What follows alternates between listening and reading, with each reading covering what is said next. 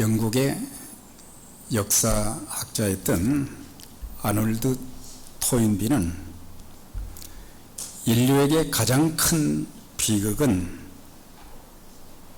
지나간 역사에서 아무런 교훈을 받지 못한 데 있다, 그렇게 말했는데 저도 동의를 합니다. 지나간 역사는 현재를 살아가는 오늘의 우리들에게 거울이 됩니다.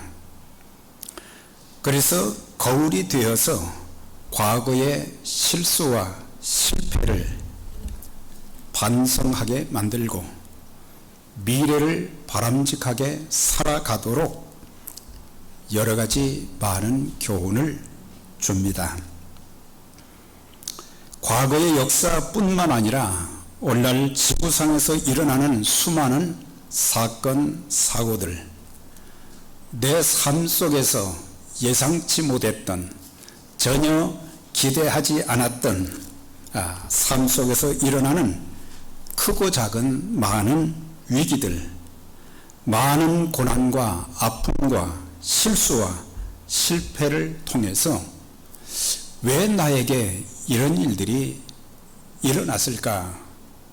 이런 것을 거울로 되돌아보면서 원인을 밝혀내고 교훈을 받는다고 하면 우리의 미래 인생은 과거보다 훨씬 아름다워질 수 있는 것입니다. 선지자 요나는 하나님의 부르심을 받았습니다. 니느웨의 좌우를 분별하지 못하는, 하나님을 알지 못하는 12만 명이나 되는 사람들에게 가서 심판의 메시지를 전해서 하나님께 돌아오도록, 그리고 그 성을 살릴 수 있도록 하라고 하는 그런 사명을 받았음에도 불구하고 하나님, 저에게 이런 막중한 사명을 주셨는데 제 힘으로는 할 수 없습니다. 하나님 도와주세요. 저는 그 사람들이 좀 밉기도 하지만 하나님이 말씀하시니 그렇게 하겠습니다. 성령님 도와주시고 하나님께서 큰 능력의 손길로 함께해 주시고 모든 과정을 아름답게 인도해 주세요. 하나님 앞에 그런 기도를 해야 되는데 전혀 기도가 없었어요. 그러니까 기도하지 않으니까 어떻게 하면은 도망갈 궁리를 하다가 다시 서로 가는 배를 타게 되었고, 그 일로 인해서 배에 탄 요나 한 사람 때문에 수많은 사람들이 고통을 겪게 되고 재산상의 피해를 입게 되고, 그래서 생사의 위기가 놓여 있는데 선지자 하나님의 사람 요나는 배 밑창에 내려가서 그냥 잠을 자고 있었다.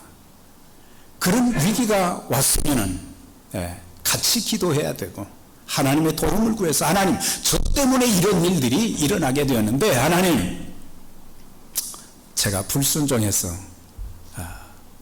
참 부끄럽습니다. 그러면서 회개했어야 되는데 그때도 기도하지 않았어요. 결국에 그는 바다에 던져졌고 큰 물고기를 하나님이 예비하셨는데 물고기가 그를 삼키었고, 그런 상황 가운데 그는 답답해서 견딜 수가 없는 상황이에요.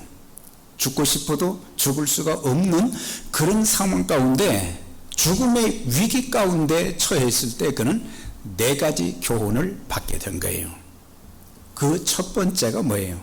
물고기 뱃속에 들어가서 그가 맨 먼저 한 일이 뭡니까? 하나님 앞에 기도를 시작했다고 하는 거예요.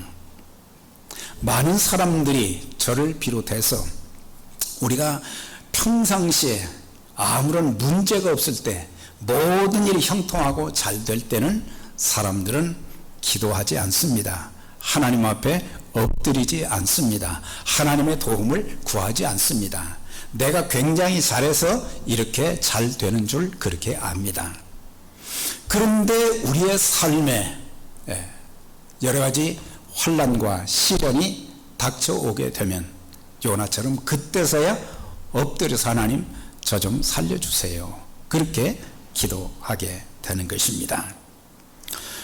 그래서 요나는 기도해야 될 때 기도하지 못함으로 인해서 자신뿐만 아니라 또 많은 사람들에게 피해를 입히고 생명의 위기를 겪게 했던 것을 보게 되면서 우리들도 마찬가지입니다.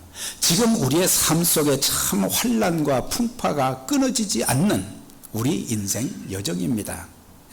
젊은 사람이나 나이 드신 분들이나 모든 사람들 한 분 한 분 보면 나름대로 여러 가지 말 못할 아픔도 있고 어려움도 있고 참 그런데 이런 물고기 뱃속에 들어있는 요나와 같은 그런 상황인데도 우리가 하나님 앞에 매어 달리지 않고 하나님께 기도하지 않는다고 하면 우리의 신앙은 정상이라고 보기는 힘든 거예요. 사람이 물에 빠지면 나 살려달라고 하는 것입니다.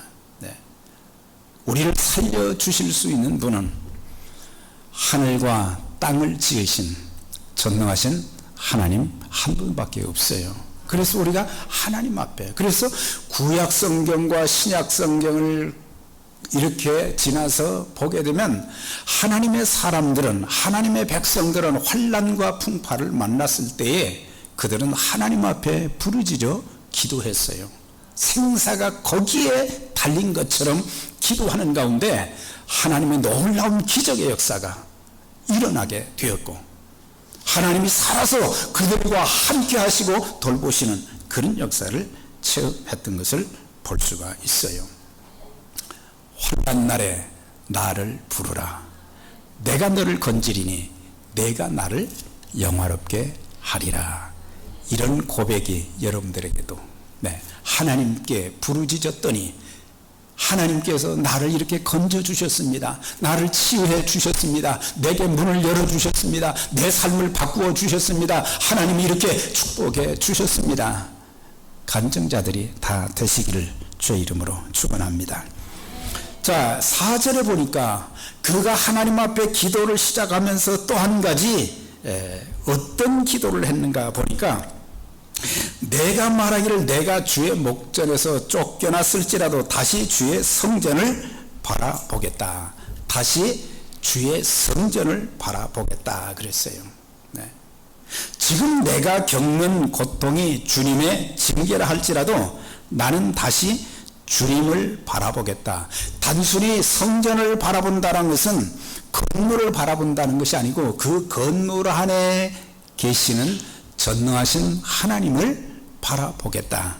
하나님을 바라본다는 그 의미는 그냥 바라본다는 의미가 아니라 예배를 통해서 하나님께 이제 마음을 드리고 또한 그 예배를 통해서 하나님의 살아계심을 체험하는 그런 삶이 되기를 소원했던 것을 보게 됩니다. 사람들은 평상시에는 하나님이 참 위대하시다 그런 것들을 깨닫지 못할 때가 많아요. 우리는 입으로는 천지 만물을 말씀으로 창조하신 하나님이라 그렇게 말을 하면서도 하나님의 위대하신 일을 경험을 해보지 못했기 때문에 하나님이 위대하시다는 말을 잘 못해요. 하나님이 우리의 인생에 얼마나 소중하신 분이신지 그걸 모를 때가 많아요. 그런데 위기 속에서, 고난 속에서, 환난 가운데서 하나님께 부르짖었을 때 하나님께서 나를 살려주시고 나를 구덩이에서 끌어올려 주시고 내 인생을 새롭게 만들어 주시는 그 하나님을 보면서 그래서 나는 하나님 없이는 살 수가 없습니다. 우리 찬송가에도 주 없이 살 수 없네 그런 찬송 있잖아요. 이거는 주님을 경험한 사람들, 하나님의 능력과 은혜를 경험한 사람들만이 부를 수 있는 노래, 찬송 있잖아요. 하나님, 저는 주님이 없이는, 하나님 없이는 살 수가 없습니다. 이런 고백이 있기를 바랍니다.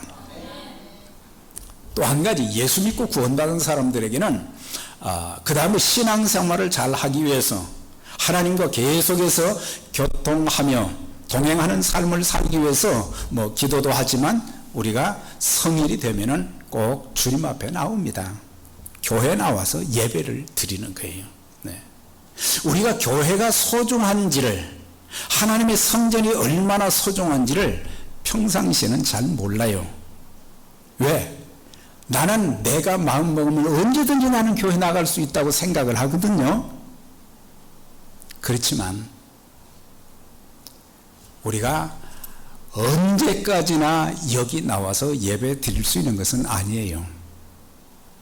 우리 인생의 마지막이 다가오게 되면, 우리 몸에 질병이 생기기 시작하면, 내가 나이 많아서 제대로 이제 몸을 움직일 수 없으면 나오고 싶어도 못 나오는 거예요.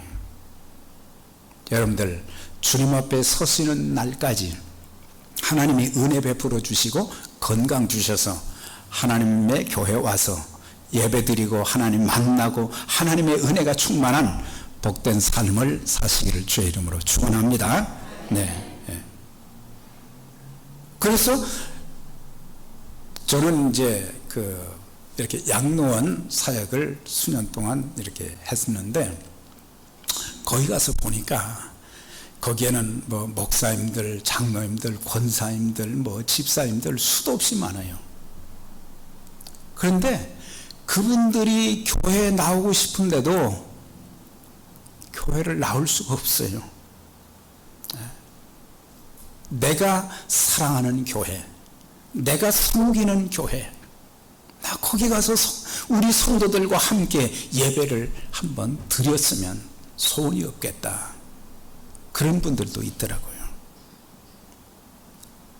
교회는 단순한 건물이 아니라 하나님의 백성들이 모인 곳이고, 이곳은 하나님의 은총과 하나님의 영광이 충만한 곳인데, 이곳에 나와서 하나님 앞에 예배를 드리는 감격과 그 기쁨은 이루 말로 다 할 수 없는데, 사람들은 나는 평생 교회에 내 마음대로 들어가고 나올 수 있다고 생각하는데 그게 아니에요.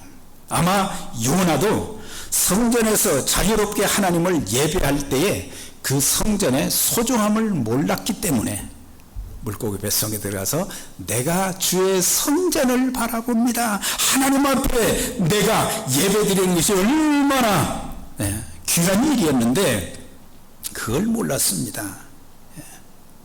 시편 84편에 보면은 시편 기자가 이런 고백을 했어요. 아마 정확한 이유는 모르지만은 이 시편 기자가 늘 성일만 되면 하나님의 전에 가서, 솔로몬 성전에 가서 예배를 드리고 또 하나님을 찬양하고 그런 일을 하게 되는데, 어떤 이유로 인해서 성전에 갈 수 없게 됐어요. 아마 좀 쫓겨다닌 것 같아요. 그래서 성일이 되었는데 하나님의 전에 가서 예배 드리고 성도들과 기쁨으로 교제하고 하나님을 영원하게 했던 그런 것들을 생각하면서 그는 이렇게 고백을 합니다. 만군의 여호와여, 주의 장막이 어찌 그리 사랑스러운지요. 장막이라는 것은 텐트잖아요. 텐트라도 그곳에 하나님이 계시기 때문에 주의 장막이 어찌 그리 사랑스러운지요. 주님이 사랑스러워지고 교회가 사랑스러워지기를 바랍니다. 교회가 참 사랑스러워지고, 또 그 안에서 함께 예배드리는 성도들이 그렇게 사랑스럽고 소중하게 여겨지는 것. 그러면서 내 영혼이 여호와의 궁정을 사모하여 쇠약하며, 장막이나 성전이나 웅장하지 않거나 초라하거나 거기에 하나님이 계시기 때문에 그곳에 가서 예배를 좀 드려야 되겠는데 갈 수 없게 되어서 내가 사모하여 쇠약함이라 그랬어요. 내가 주님을 만나기 위해서 정말 내가 쇠약해지고, 내가 주의 몸된 교회에 가서 예배 드리지 못해서 참 내 마음과 육체가 하나님 앞에 부르짖고 말이죠. 그러면서 그 시편 기자는 네.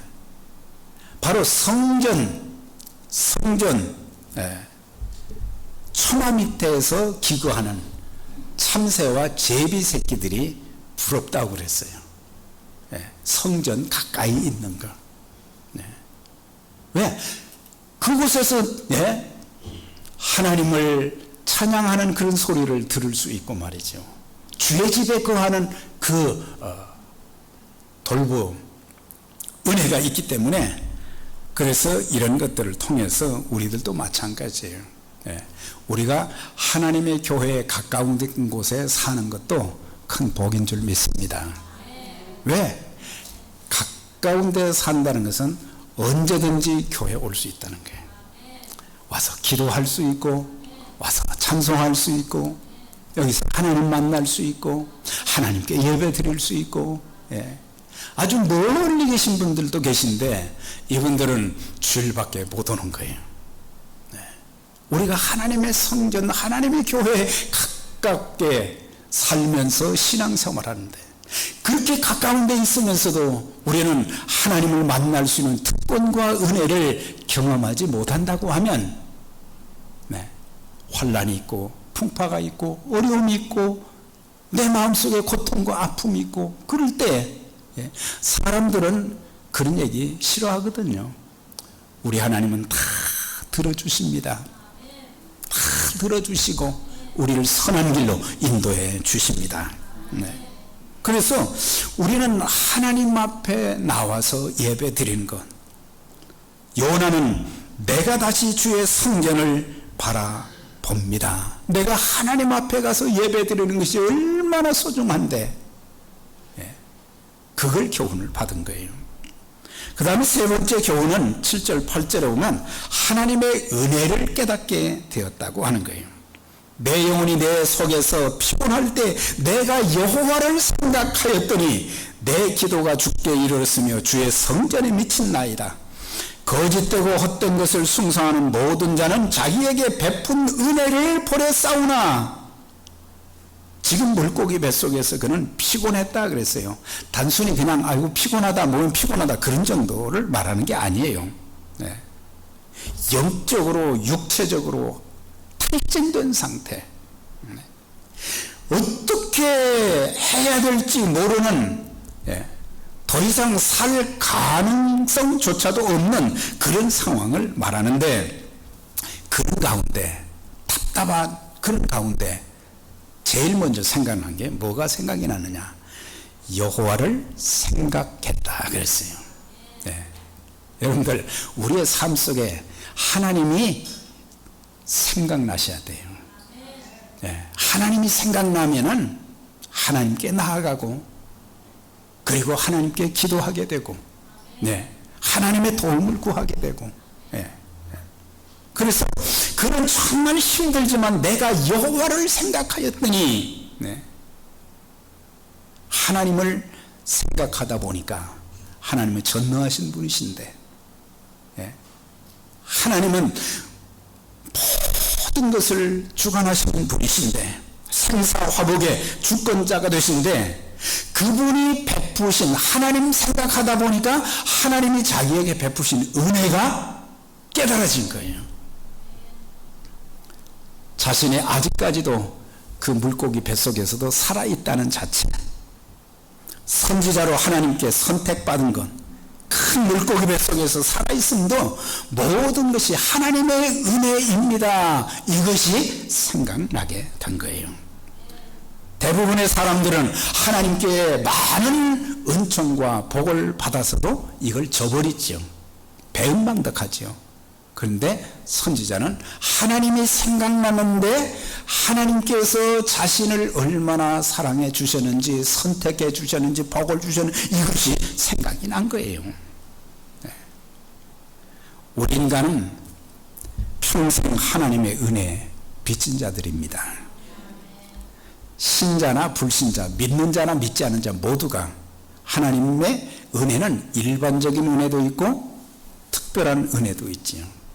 일반적인 은혜는 모두에게, 믿는 자나 믿지 않는 자들에게 주신 생명, 건강, 햇빛과 비, 공기 이런 것은 다 일반적인 은혜예요. 그런데 사람들은 그걸 몰라요. 우리가 숨을 쉴 수 없다고 하면 이거는 인생 끝나는 거예요. 네. 우리에게 주신 많은 은혜들, 일반적인 은혜가 너무 크고, 또 더 나아가서는 예수 그리스도를 통해서 구원받은, 죄사함 받고 구원받은 하나님의 자녀가 되어지고, 네.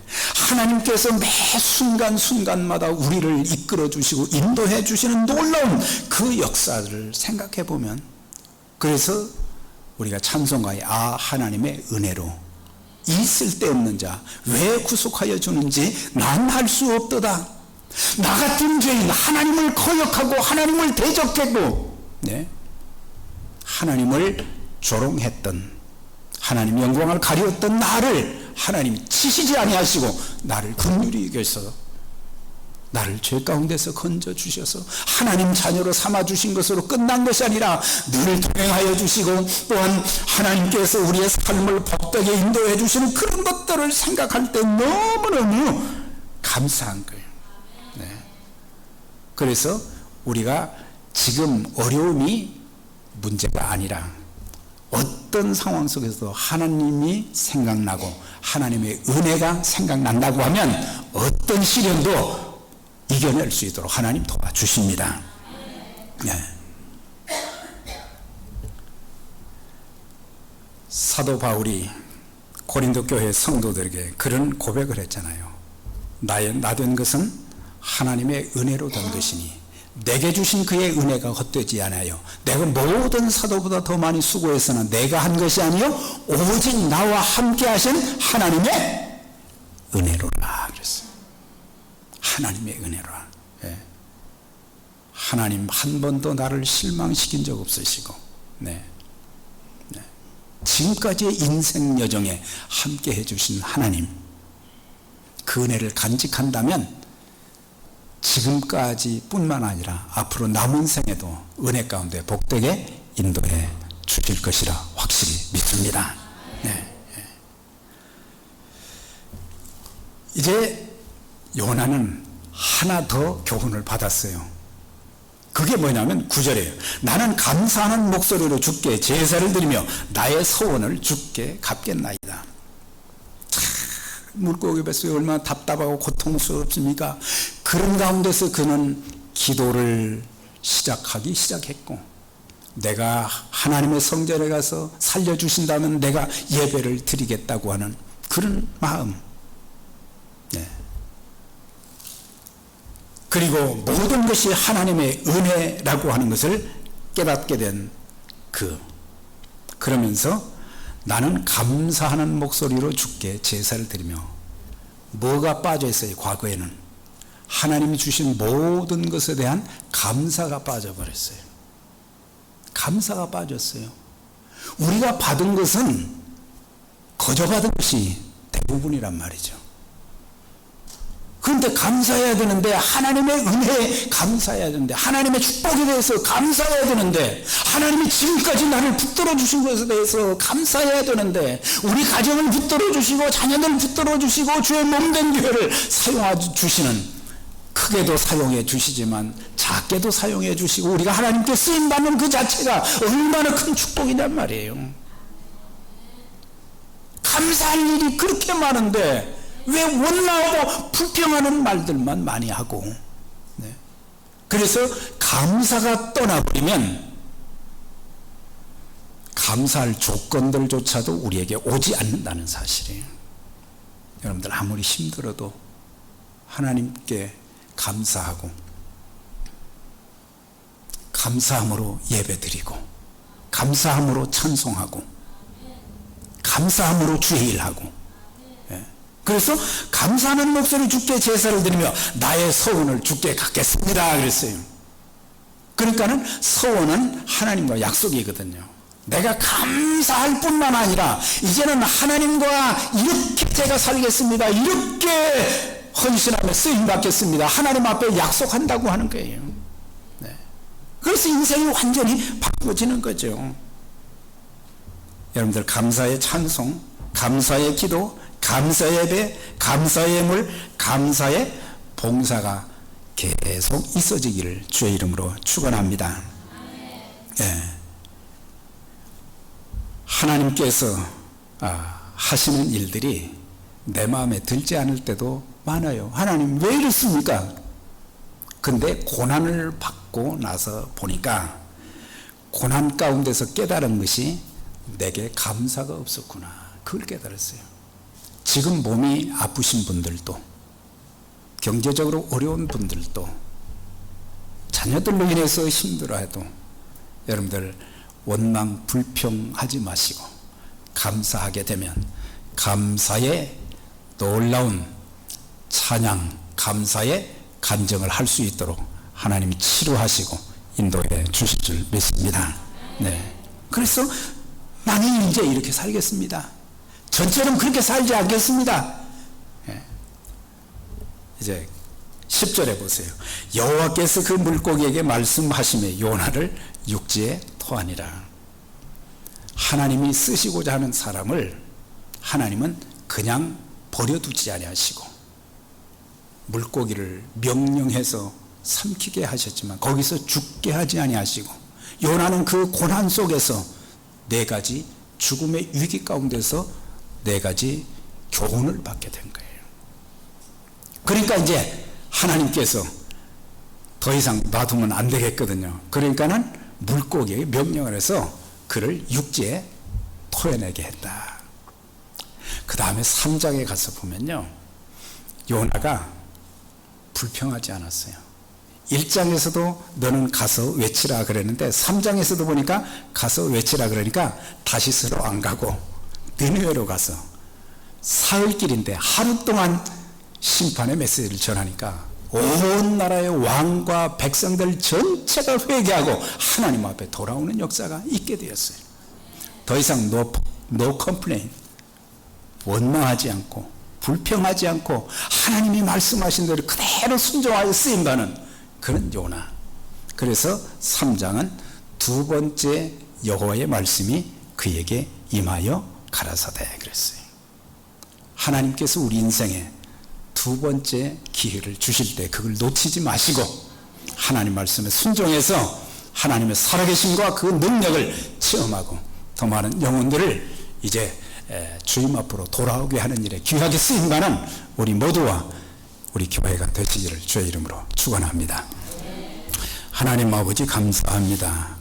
오늘도 요나서의 과거의 역사를 통해서 오늘 거울 삼아서 저희들 더 이상 실패하지 않게 해주시고 이제는 고난 속에서 하나님께서 우리를 가르치시는 그런 교훈을 받게 해 주시어서 이제는 기도를 시작하게 하시고 또한 저희들 감사가 넘치게 해 주시고 주의 성전에서 예배를 드리게 해 주시고 그리고 또 하나님 앞에 서원을 드리면서 하나님의 거룩한 일에 또 제가 인생을 이렇게 살겠습니다 새롭게 결단하며 하나님 앞에 아름답게 쓰임받는 하나님께 복을 받고 영광 돌릴 수 있는 믿음의 가정들이 다 되게 해 주옵소서. 예수님의 이름으로 축복하며 기도하옵나이다. 아멘.